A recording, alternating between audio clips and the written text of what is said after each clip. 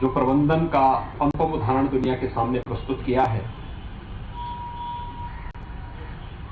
दुनिया ने, WHO ने और दुनिया की तमाम अन्य अंतर्राष्ट्रीय संस्थाओं ने उसकी सराहना की है। देश के सबसे बड़े राज्य उत्तर प्रदेश में कोरोना प्रबंधन एक चुनौती था। दूसरा, पिछली सरकारों के समय में विकास की और हेल्थ इंफ्रास्ट्रक्चर की जो अनदेखी हुई थी, उससे भी स्वास्थ्य विशेषज्ञ चिंतित थे। लेकिन हम आभारी हैं प्रधानमंत्री मोदी जी के और भारत सरकार के, और मैं धन्यवाद देता हूं अपने हेल्थ वर्कर्स को, कोरोना वॉरियर्स को, जिन लोगों ने इस सदी की सबसे बड़ी महामारी में बेहतरीन टीम वर्क का परिचय दिया। आज प्रदेश के अंदर हर जिले में हमारे पास कोरोना जांच के अत्याधुनिक लैब्स उपस्थित हैं। सभी 75 जनपदों में सुविधा हमारे पास है। अकेले गोरखपुर के बीआरडी मेडिकल कॉलेज में RT-PCR के ही 10,000 टेस्ट पर दिन करने की क्षमता है। डिस्ट्रिक्ट हॉस्पिटल में अलग व्यवस्था है। इसके अलावा एंटीजन टेस्ट भी पर्याप्त मात्रा में, किट पर्याप्त मात्रा में हर जनपद को उपलब्ध कराए गए हैं। जिस प्रदेश में कोरोना आने के पहले, यानी उस दौरान जब मार्च 2020 में कोरोना का पहला मामला आया था, उस समय एक भी टेस्ट करने की क्षमता नहीं थी। आज वही प्रदेश 4 लाख टेस्ट प्रतिदिन करने की क्षमता हासिल कर चुका है। हमारे पास 1,80,000 बेड्स मौजूद हैं, जहां पर हम लेवल 1, लेवल 2, लेवल 3 के कोरोना से जुड़े हुए मरीजों का सफलतापूर्वक उपचार कर सकते हैं। सेकेंड वेव के दौरान ऑक्सीजन की क्राइसिस हुई थी और भारत सरकार के सहयोग से इस दौरान भारतीय वायुसेना, भारतीय रेल और टैंकर के माध्यम से हम लोगों ने ऑक्सीजन की आपूर्ति प्रत्येक जनपद को की थी, हर डेडिकेटेड कोविड हॉस्पिटल को की थी।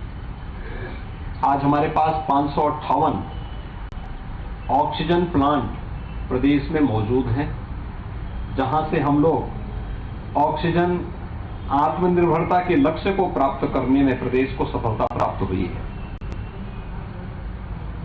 सेकेंड वेव में मृत्यु दर बहुत ज्यादा थी। प्रथम वेव की तुलना में सेकेंड वेव में संक्रमण भी तीव्र था। लेकिन इसके बाद भारत सरकार के सहयोग से उत्तर प्रदेश ने कोरोना प्रबंधन का जो उदाहरण प्रस्तुत किया। हमारे सामने पहले चरण से ही ये चुनौती थी। पहले चरण में कोरोना प्रबंधन के दौरान लॉकडाउन प्रारंभ होते ही प्रवासी कामगार और श्रमिक बहुत बड़ी मात्रा में अपने अपने गांव और घर के लिए आने लग गए। स्वाभाविक रूप से उनके साथ इन्फेक्शन भी आता, उसको प्रभावी ढंग से नियंत्रित किया गया। सेकेंड वेव के दौरान ऑक्सीजन के साथ साथ तमाम, यानी जिस तीव्रता के साथ संक्रमण फैल रहा था, उस तीव्रता को भी ध्यान में रख करके हम लोगों ने उस दौरान निगरानी समितियां एक्टिव की थी। 72,000 निगरानी समिति हर ग्राम पंचायत में और हर वार्ड में। हर निगरानी समिति में 10 से 12 सदस्य हैं। ग्रामीण क्षेत्र में ग्राम प्रधान और शहरी क्षेत्र में पार्षद इस टीम की अध्यक्षता करता है। डोर टू डोर सर्वे करना, हर संदिग्ध व्यक्ति को मेडिसिन किट उपलब्ध कराना, अगले 24 घंटे के अंदर उनका रैपिड रिस्पांस टीम के द्वारा टेस्ट करना, और फिर अगर वह व्यक्ति लक्षण युक्त है, ऑक्सीजन का लेवल कम हो रहा है, तो उन्हें हॉस्पिटल पहुंचाना। अगर लक्षण युक्त नहीं है, और कोई सामान्य स्थिति में अपना जीवन यापन कर रहा है तो उनके लिए होम आइसोलेशन की व्यवस्था करना, इंटीग्रेटेड कोविड कंट्रोल सेंटर से प्रत्येक जनपद से उन जनपद से जुड़े हुए कोविड पॉजिटिव पेशेंट की मॉनिटरिंग करना, उन तक दवा पहुंची कि नहीं पहुंची, उनकी ऑक्सीजन लेवल क्या है, इन सब की निरंतर जांच हो रही थी। फर्स्ट और सेकंड वेव के अनुभव का लाभ लेकर के हम लोगों ने थर्ड वेव को प्रदेश के अंदर रोका। इस थर्ड वेव के बारे में आशंका थी कि अगस्त सितंबर 2021 में ये वेव आएगी, लेकिन 6 महीने तक कंट्रोल रहा। लेकिन एक नया वेरिएंट ओमिक्रॉन के रूप में आया है। मेरी पूरे प्रदेश वासियों से अपील होगी कि इस वेरिएंट से घबराने और भागने की आवश्यकता नहीं, लेकिन हाँ, बीमारी जरूर है। इससे सतर्कता और सावधानी अत्यंत महत्वपूर्ण है। सतर्कता और सावधानी के साथ ही हम इसको नियंत्रित कर सकते हैं और इस दृष्टि से हम लोग कोरोना के लिए जो प्रोटोकॉल बनाया गया है उसका पालन जरूर करें। वर्तमान में प्रदेश के अंदर जो पॉजिटिविटी रेट है आज की जो है वो 6% है और प्रदेश के अंदर जितने भी कोविड पॉजिटिव मामले आए हैं उनमें से 99% से अधिक मामलों की उपचार होम आइसोलेशन में हो रहा है। घर पर ही लोग अपना उपचार कर रहे हैं। सामान्य लक्षण है और उनको मेडिसिन किट उपलब्ध कराई गई है। हमारी Covid command and control centre से डॉक्टरों की एक टीम निरंतर उनकी समीक्षा भी कर रही है, उनकी जांच पड़ताल भी कर रही है।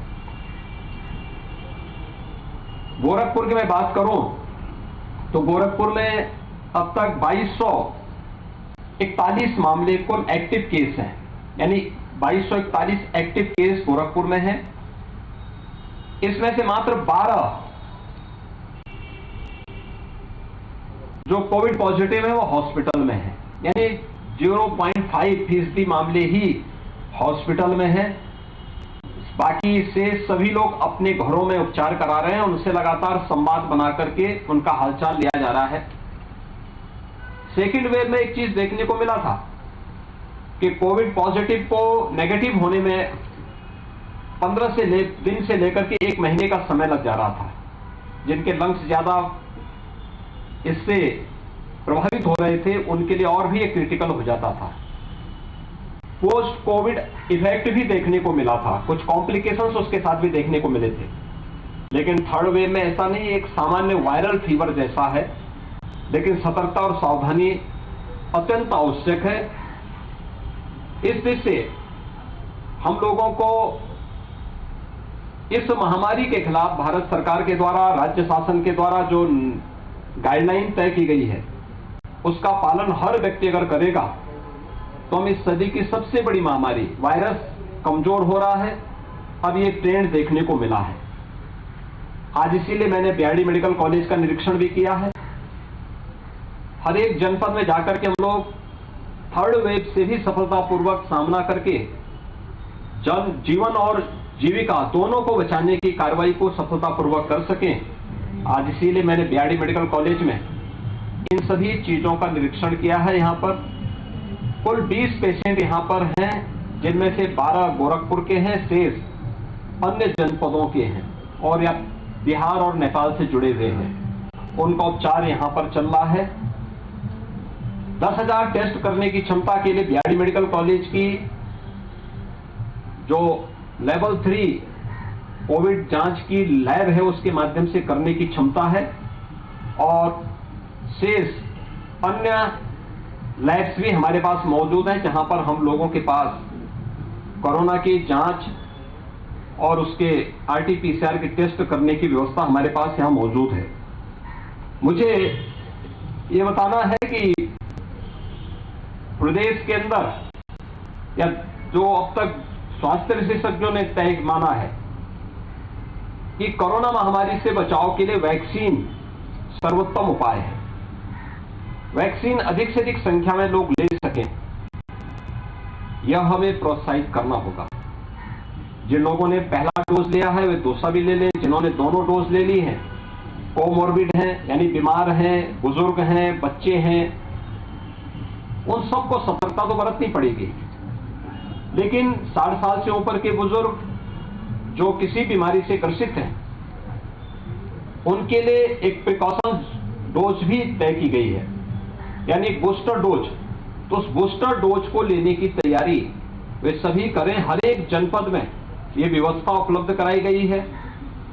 दूसरा, 15 वर्ष से 17 वर्ष के बच्चों को भी वैक्सीन उपलब्ध करवाई जा रही है और बड़े पैमाने पर हमारे नवयुवकों में इसके प्रति जागरूकता है। प्रदेश ने अब तक 22 करोड़ यानी 22.5 करोड़ से अधिक वैक्सीन के डोजेस दी हैं।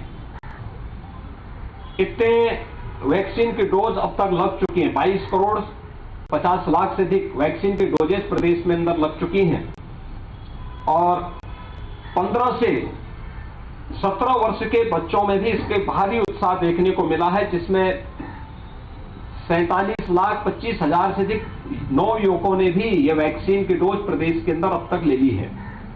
अगर मैं गोरखपुर की बात करूं तो गोरखपुर का जो कुल लक्ष्य है, फर्स्ट डोज लेने का जो लक्ष्य है वह है 35,50,000 और अब तक गोरखपुर में 29,50,000 लोगों ने वैक्सीन की डोजेज ले ली हैं।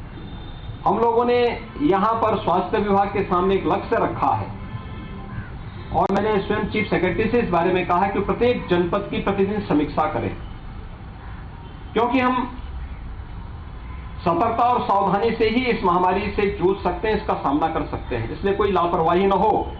इस दृष्टि से अब तक हम लोगों ने उनको कहा है कि इसकी निरंतर समीक्षा होनी चाहिए और हमारा प्रयास हो कि फर्स्ट डोज लेने वाले सभी लोग हर हाल में 25 जनवरी तक फर्स्ट डोज ले सके।